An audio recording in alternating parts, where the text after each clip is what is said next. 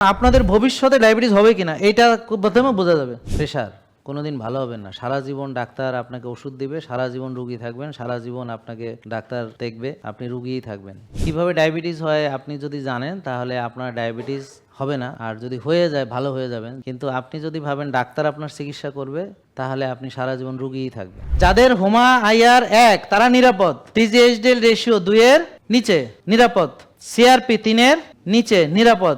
আর যাদের এগুলো বেশি তাদের হার্ট অ্যাটাকের ঝুঁকি। তো আপনি যদি শিখেন যে সুস্থ কিভাবে থাকতে হয় আর যদি কি করে রুগী হয় তা যদি জানেন, তবে আপনারা নিজেরাই নিজেদের সুস্থতার জন্য যথেষ্ট।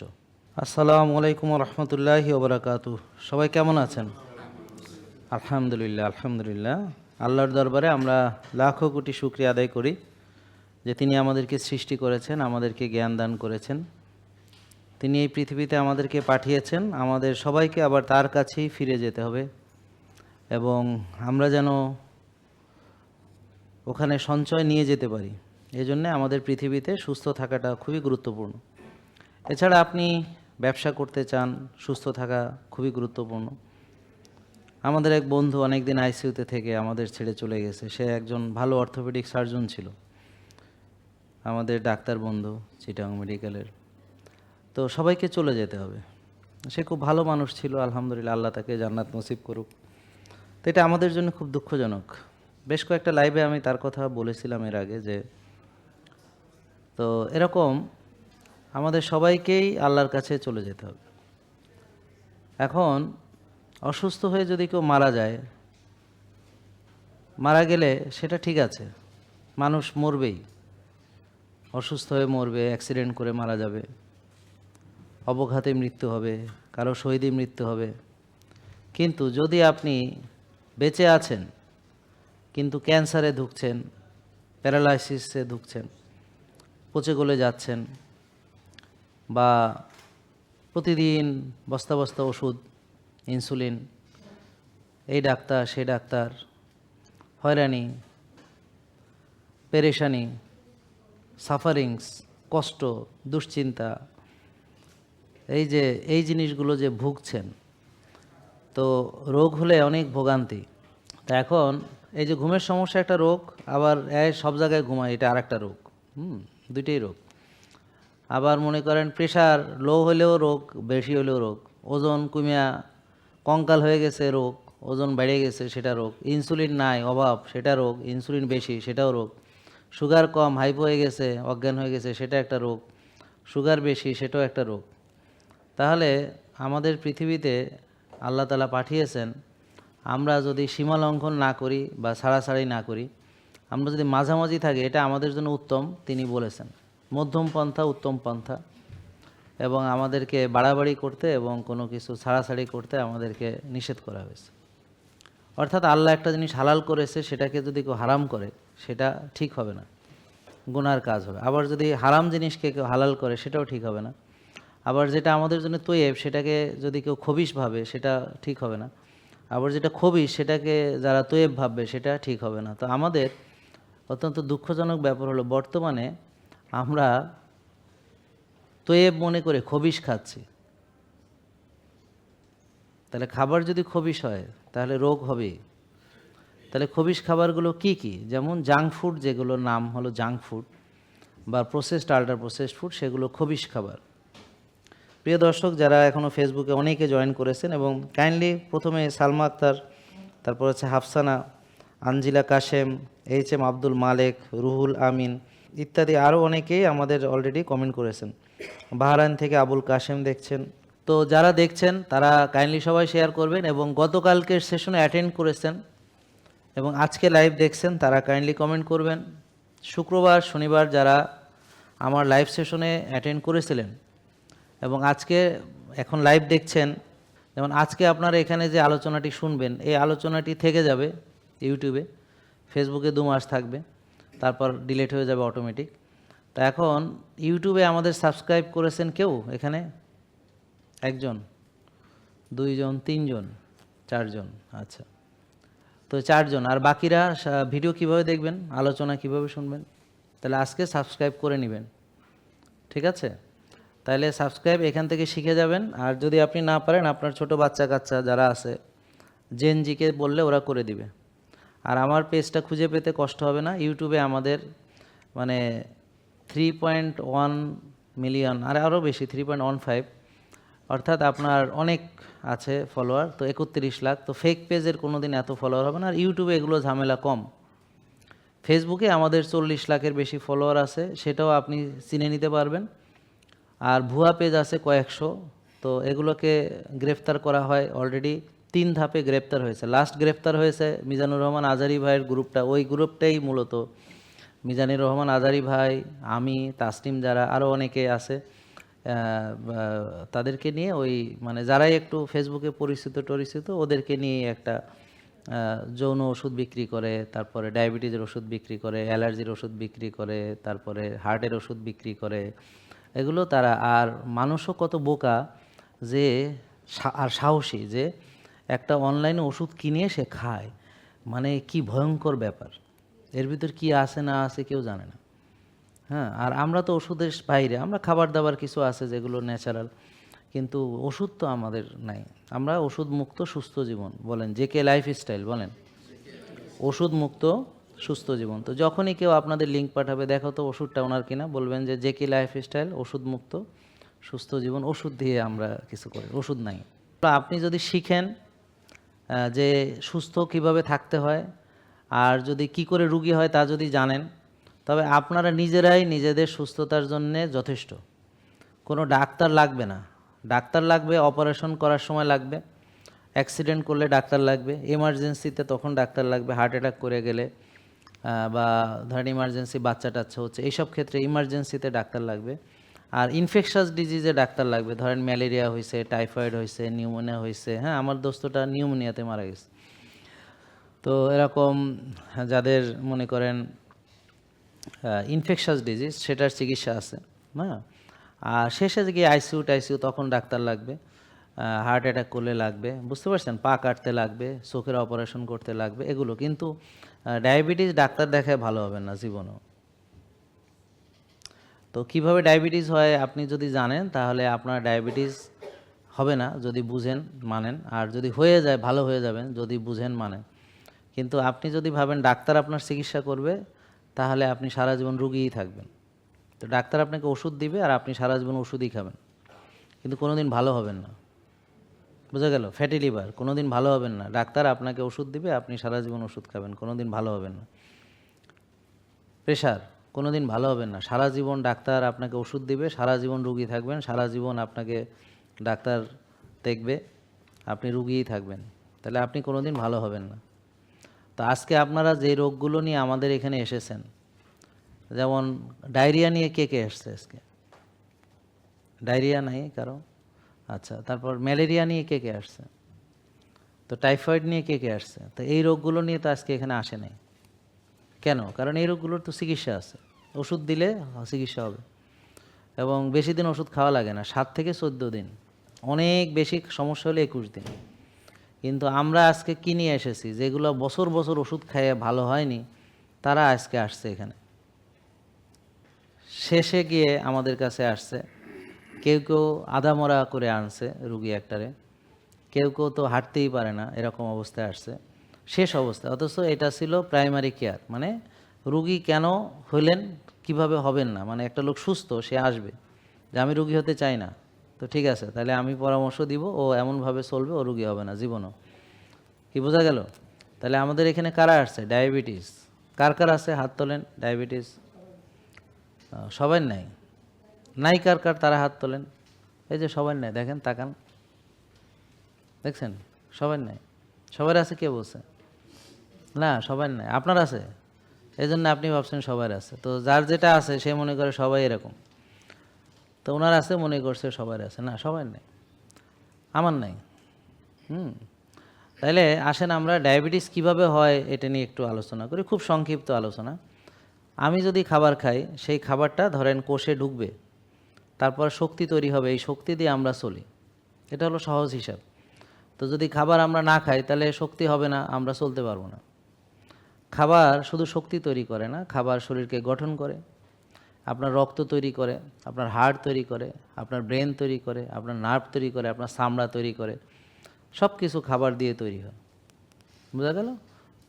তার সঙ্গে লাগে অক্সিজেন, সেটা আমরা শ্বাসের মাধ্যমে নিই। তো সঠিকভাবে শ্বাস নেওয়া আমাদের শেখার বিষয় আছে। তো আমাদের যারা ফলো করবে ভালোভাবে, ওরা শ্বাসের ব্যায়াম করবে, সঠিকভাবে শ্বাস নেওয়া শিখবে, হ্যাঁ, শ্বাসকে নিয়ন্ত্রণ করবে ইত্যাদি অনেক শিখাই আমরা, কিন্তু প্রতিদিন সব শিখাইতে পারি না, একদিনে অনেক কিছু বলা যায় না। কিন্তু আমার 3500 ভিডিও যে দেখবে সে সবই পারবে। তাহলে আমাদের শেখানোর জন্যে যত প্রচেষ্টা আমাদের তরফ থেকে, এটা আমরা করে ফেলছি অলরেডি। আপনি চাইলে বিদ্যার জাহাজ হয়ে যাইতে পারেন, আপনার বুদ্ধি সাগর হইতে পারেন, হ্যাঁ, জ্ঞানের ভাণ্ডার হইতে পারেন, কিন্তু সেটা আপনার ইচ্ছা, হবেন কি হবেন না। অথবা আপনি ওষুধের ডিব্বা হইতে পারেন, মানে ওষুধ খাইতে খাইতে নিজেই ওষুধের একটা কারখানা হয়ে যেতে। তো ঘরে ফার্মেসি আছে কাদের? সবারই তো আছে ছোটোখাটো ফার্মেসি। প্রতিটা পরিবারে অনেকগুলো ওষুধ আছে নাকি নাই? তো আছে না?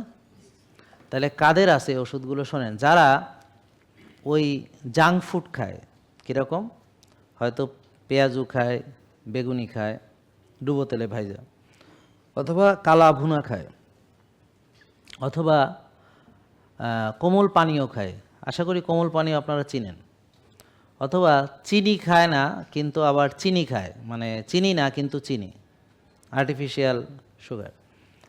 তারপর হচ্ছে যারা দুধ চা খায়, এবং দুধগুলো অবশ্যই পাউডার, আর গরুর দুধ হলেও সেটা অরিজিনাল গরুও না, দুধও অরিজিনাল না, ওখানে অনেক ঝামেলা আছে, ওটা নিয়ে আলোচনা করছি অনেক, কিন্তু আজকে বিস্তারিত যাব না। জানতে চাইলে নিজেরাও পড়ে নিন। হ্যাঁ, গরুটা কি খায়, গরুটা কিভাবে চলে, দুধটা কিভাবে আসে, তারপরে বাকিটা নিজেরাও জানবেন। সোজা কথা হলো, এটা আমাদের জন্য ভালো হলো দেশি গরু, ঘাস খায়, রোদে যায়, চড়ে বেড়ায়, এরকম অল্প একটু দুধ হয়, বেশি হয় না ওরকম। কিন্তু ওই দুধও খাবে যে আর ডায়াবেটিস নাই সে, হ্যাঁ, ডায়াবেটিস হলে তো দুধে তো চিনি, এই জন্য সে খাবেন। তাহলে দুধ, চা, চা মানে চিনি, তাহলে যারা চিনি খায়, তারপরে ড্রিঙ্কস খায়, কোল্ড ড্রিঙ্কস, এবং আরেকটা হলো হট ড্রিঙ্কস। হট ড্রিঙ্কসের ভিতরে হচ্ছে দুধ চা, coffee with milk and sugar, তারপর হচ্ছে আর কি আছে, আচ্ছা বাদ, তারপর হচ্ছে আইসক্রিম, ঠান্ডা আইসক্রিম, তারপর হলো চকলেট। এবার আসেন ডুবো তেলে ভাজা আর কি কি আছে, জিলাপি, শাহি জিলাপি, যেগুলো আবার চিনি শিরায় চুবানো হয়, এটা হলো সবচেয়ে ভয়ঙ্কর। তারপর হলো চিপস, তারপর হলো ফ্রেঞ্চ ফ্রাই, তারপর পিজা, বার্গার, স্যান্ডউইচ ইত্যাদি, আর হলো সিঙ্গাড়া, সমোসা, এরকম মুড়ি ইত্যাদি, গুড় টুড় ইত্যাদি, আরও অনেক কিছু আছে। যাই হোক, তো এই খাবারগুলো আপনারা যারা চানাচুর, বিস্কুট ইত্যাদি প্যাকেটের যত খাবার আছে, যেগুলো মানে ন্যাচারাল খাবার, যেটা প্রকৃতিতে আছে, ওগুলো বাদে যারা খায় তারা সবাই একসময় রুগী হবে। আজকে না, যারা যারা হাত তুলেছে ডায়াবেটিস নাই, তারা যদি এগুলো খায় তাদের ভবিষ্যতে হবে। ডাক্তাররা কি করে, ওরা রুগী যদি ডায়াবেটিসের যায়, হ্যাঁ, এটা হলো সিস্টেম, তাদের চিকিৎসার সিস্টেম হলো এটা, যে তাকে এরকম একটা বই দেয়, দেখছেন বইটা চেনেন কিনা দেখেন তো, ডায়াবেটিস রুগীর আবার হাত তোলেন, বইটা পরিচিত। মানে বইটা চিনি, মানে আসলে বইয়ের মধ্যে অনেক চিনি খাওয়াতে বলা হয়েছে, হ্যাঁ, তো 6 বেলা চিনি খাইতে বলা হয়েছে। তো বইটা চেনেন তো? সবাই বলেন চেনেন? চিনেন, হ্যাঁ। তাহলে এখানে কয় বেলা চিনি খাইতে বলা হয়েছে? দেখেন, সকালে আটার রুটি 3টা ছোট পাতলা, ডিমের কুসুম ফালায় দিয়ে ডিম খাইতে বলা হয়েছে, এবং সবজি ইচ্ছা মতো। তারপর হচ্ছে 11টা বাজে আবার মুড়ি বিস্কিট খই। তারপর হচ্ছে দুপুর 2টা 2:30 বাজে আবার ভাত, ডাল, মাছ, মাংস ইত্যাদি, এবং সবই সয়াবিন তেলে রান্না করা, আর ওই যে হাইব্রিড এগুলোই খাচ্ছে, খবিশ খাবারই। বিকেল 5টা 6টা বাজে মুড়ি বিস্কিট খই বা ফল, বা কেউ তো অন্য নাস্তাও করে। রাত 8টা 9টা বাজে রুটি, ডাল, হ্যাঁ, ঘুমানোর আগে 11টা বাজে হলো দুধ 1 কাপ। এই হলো 6 বেলা চিনি খাওয়ার সবাইকে লিখে দেয়। যাদের চিনি বেশি রুগী তাদেরকে 6 বেলা চিনি খেতে দেয়। তাহলে 6 বেলা চিনি খেলে 6 বেলা রক্তে চিনি আসবে। এখন ওষুধ লিখে দেয়, ইনসুলিন দেয়, তো ওষুধ ইনসুলিন দিয়ে রক্তের চিনি কোষে ঢুকাতে বলা হয়, আর চিনি মেপে বলতে হয় চিনি কমছে কিনা দেখেন। তো আপনারা চিনি মেপে দেখেন আমার চিনি কমছে, তো ওষুধ কাজ করতেছে। এখন সমস্যাটা কোথায় হচ্ছে বলেন? কোষ যদি খালি থাকে তাহলে ডায়াবেটিস হবে না, কারণ ভাত খেলে রক্তে চিনি আসবে, চিনিটা কোষে যাবে, মাইটোকন্ড্রিয়াতে শক্তি তৈরি হবে, শক্তি ব্যবহার হবে, আমরা দৌড়াদৌড়ি করব, খেলাধুলা করব। তা আমাদের যাদের ভাত খেলেও তাদের সুগার বাড়ে না, তাদের ডায়াবেটিস নেই কেন? তাদের কোষে জায়গা আছে এখনও। আমি কি বোঝা? কোষ খালি আছে, এখনও খালি আছে। কতটা খালি বলা যাচ্ছে না। আর কোষ আসলেই খালি আছে কিনা এটা শুধু সুগার মেপে বোঝা যাবে না, সুগার এবং ইনসুলিন মাপতে হবে, হোমা আইআর দেখতে হবে, তাহলে বোঝা যাবে তার কোষ খালি আছে কিনা। হতে পারে তার সুগার নর্মাল কিন্তু ইনসুলিন বেশি, তাহলে সুগার যদি 22 থাকে তাহলে কি ভালো না খারাপ? তাহলে ইনসুলিন থাকার কথা 4 বা 5, তো ইনসুলিন 22 থাকলে ভালো না খারাপ? খারাপ। সুগার যদি 5-6 হলে ভালো হয়, তাহলে সুগার 22 হলে সেটা ভালো না। তাহলে ইনসুলিন যদি 4-5 হলে ভালো হয়, তাহলে ইনসুলিন 22 হলে সেটা ভালো না। দুঃখজনক ব্যাপার হলো আপনারা কেউ ইনসুলিন চেনেনি না, ডাক্তাররা ইনসুলিন মাপে না, ইনসুলিন চেনায় না, রুগীদেরকে ইনসুলিন নিয়ে কোনো কথাই বলে না, শুধু ইনসুলিন মারে, ইনসুলিন লিখে দেয় ইনজেকশন মারার জন্য। কিন্তু ইনসুলিন রুগীর শরীরে কতটা তৈরি হয় সিপেপটাইড সেটাও দেখে না, এবং রুগীদের শুধু ব্লাড সুগার টেস্ট করে, চিনির গড় করে, খালি পেটে চিনি মাপে, খাওয়ার পরে চিনি মাপে, চিনি 4 মাসে 3 মাসে কত চিনি সেগুলো মাপে, HbA1c, হ্যাঁ, এবং চিনি মাপে সত্যি, কিন্তু ইনসুলিন মাপে না। সুস্থ হয়ে আরও অনেক মানুষকে সুস্থতার পথে নিয়ে আসতে হবে, বুঝতে পারছেন? পারবেন? তাইলে কি হবে? সব হবে, সব হবে না? আর তাছাড়া আপনাদেরকে আমি ডাক্তার বানাই ছাড়বো ইনশাআল্লাহ। তা আপনারা অনেকে হয়তো ভাবছেন আমার একটু ডাক্তার হওয়ার শখ, তো হয়তো বেটে বলে মেলে নাই, হইতে পারেন নাই, কিন্তু আমি আপনাকে ডাক্তার বানাই দেবো। এই বোন যদি ক্লাস 5 পাস, সে যদি আমার জাপানি বিজ্ঞানী অসুবির নাম বলে পুরস্কার নিয়ে যেতে পারে, তা সবচেয়ে বড় পুরস্কার স্মরণকালে সে নিয়ে গেছে, কারণ ইতিমধ্যে কেউ চিয়া সিড কিন্তু নিতে পারে নাই, হলুদ টলুদ নিছে আর কি। কেন? কারণ ও যে আমাকে আগেই ভালোবাসা দিয়ে দিছে, আমি উপহার দেওয়ার আগে সে উপহার দিয়ে দিছে।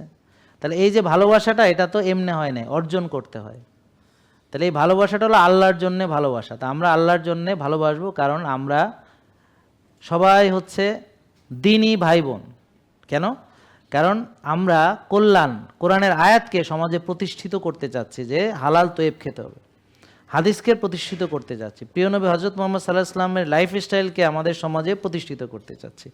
এর চেয়ে কল্যাণ কাজ এই পৃথিবীতে আর কিচ্ছু নাই। তো যারা এখানে ভেবেছিলেন ওষুধ, সুস্থতা, এর চেয়েও বড় বড় জিনিস নিয়ে আমরা কাজ করি, যদিও অনেকে বুঝে না। তো এখানে ডায়েট ফায়েটের কিছু না, অ্যাকচুয়ালি এখানে কোরআনের আয়াতকে সমাজে প্রতিষ্ঠিত করা এবং আমাদের প্রিয় নবী হজরত মোহাম্মদ সাল্লাল্লাহু আলাইহি ওয়াসাল্লামের সুন্নাহকে এই সমাজে প্রতিষ্ঠিত করা হচ্ছে আমাদের আসল কাজ। কেননা আমরা অনেক গবেষণা করে, বিজ্ঞান টিজ্ঞান ঘেটে আমরা যেটা দেখেছি যে আসলে কোষে ওভারলোড হয়ে 60-70টা রোগ হতে পারে, কিন্তু ইসলামের তরিকায় চললে, প্রিয় নবী হজরত মোহাম্মদ সাল্লাল্লাহু আলাইহি ওয়াসাল্লামের লাইফস্টাইল ফলো করলে, কোরআনের আলোকে চললে কোষ তাজা থাকবে, কোষ খালি থাকবে, নতুন নতুন কোষ তৈরি হবে, রোজার মাধ্যমে, অটোফেজির মাধ্যমে একটা কোষ খারাপটা নষ্ট হয়ে আরেকটা ভালোটা তৈরি হবে, প্রতিস্থাপিত হবে। এবং যদি আপনি সঠিকভাবে লাইফস্টাইল মানেন, দিন দিন আপনি তরুণ হবেন, তরুণী হবেন। যাদের হোমা আইআর 1 তারা নিরাপদ, বলেন হোমা আইআর কত? টিজিএইচডিএল রেশিও 2 এর নিচে, নিরাপদ। সিআরপি 3 এর নিচে, নিরাপদ। আর যাদের এগুলো বেশি, তাদের হার্ট অ্যাটাকের ঝুঁকি, অর্থাৎ রক্তনালীর ভিতরে ব্লক তৈরি হচ্ছে বলে আমরা ধারণা করছি, কারণ কনক্রিট বলতে হলে এনজিওগ্রাম করাতে হবে বা সিটি এনজিওগ্রাম করাতে হবে। আর ইনসুলিন বেশি মানে তো তার অলরেডি কাম হয়ে গেছে, মানে ডায়াবেটিস হওয়ার পূর্ব অবস্থা আর কি, মানে ডায়াবেটিস হয় পরে। ধরেন আপনার ইনসুলিন রেজিস্ট্যান্স হওয়ার 10, 12, 15 বছর পরে ডায়াবেটিস হয়। তা এখন আপনাদের ভবিষ্যতে ডায়াবেটিস হবে কিনা এইটা প্রথমে বোঝা যাবে। এখন ধরেন আপনার সুগার লেভেল হচ্ছে 5-6, কিন্তু ইনসুলিন আছে 22, তার মানে তো অলরেডি ভিতরে ঘটনা ঘটে গেছে খারাপ, আপনি হয়তো জানেন না। আর এই যে ভাই বলল যে ওর ডায়াবেটিস হয়েছে, হ্যাঁ, সেই জানে না বা সে বোঝে না, খালি টেস্ট করলে বোঝে, তো টেস্ট না করানো ভালো, এই জন্য করায় না, বুঝতে পারছেন? সে চোখ বন্ধ করে ভাবতেছে বাঘ তাকে খাবে না, আমিও চোখ বন্ধ, বাঘও আমার দেখবে না, আমিও দেখি না, ও দেখবে না, কিন্তু দেখবে ও বাঘের পেটে চলে গেছে। তাহলে যারা চোখ বন্ধ করে থাকে কারা? যারা তার রোগগুলোকে মনিটর করে না, সুগার লেভেল মাপে না, ওজন মাপে না, প্রেশার মাপে না, হ্যাঁ, ইনসুলিন লেভেল মাপে না। ওরা নিজের মনের সুখে আমি ভালো আছি বলে আছে, কিন্তু আসলে ভালো আছে কি না এটা রেগুলার মনিটর করলে পরে বোঝা যাবে যে ভালো আছে কি না। তাইলে যারা খরচের কথা ভাবছেন তাদের জন্য একটু বলছি, যারা রুগী, যারা সুস্থ তাদের কথা না, তারা তো ডাক্তারকে ভিজিট দেয়, টেস্টও করায়, আবার টেস্টের রিপোর্ট দেখাতেও ডাক্তারকে টাকা দেয়। আমরা এখানে ডাক্তারের ভিজিট লাগে না, টেস্টের রিপোর্ট দেখাতে টাকা লাগে না, টেস্টে ডিসকাউন্টও দিচ্ছি, প্লাস এই যে আবার অনেকে এটা পাইছেন না এই ডায়েরিটা, এটাও প্রায় 500 টাকা, তাহলে ডিসকাউন্টের সাথে আরও 500 টাকা অ্যাড করেন। হ্যাঁ, তাহলে এত সুযোগ সুবিধা যারা দেয় তাদের কাছে এসে সবাই গরিব। আর যেখানে একেবারে কষার মতো টাকা পয়সা সব রেখে দেয়, ওখানে কথা বলারও কোনো সুযোগ নেই, আগেই রিসিট কাটে, আগেই টাকা দেয়, আগেই করে ভিজিট দেয়, তারপর ওখানে যে টেস্ট করায়, ঠিকই ওষুধ কেনে, ওখানে কোনো কথা নেই। আমি মানুষকে এই বিনামূল্যে সেবাগুলো দিচ্ছি, এখানে এসে যত রকম কথা। জেকে লাইফস্টাইল, ওষুধ মুক্ত সুস্থ জীবন।